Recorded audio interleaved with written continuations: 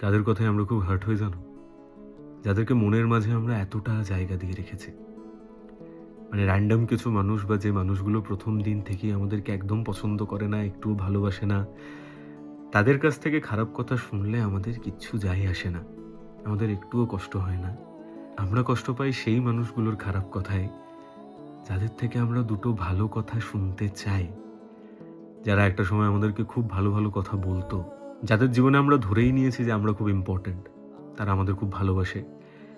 আর যেদিন জানতে পারি সেটা না, এটা একেবারেই মিথ্যে, এটা নিছক শুধু একটা সামাজিকতা, সেদিন আমরা খুব কষ্ট পাই।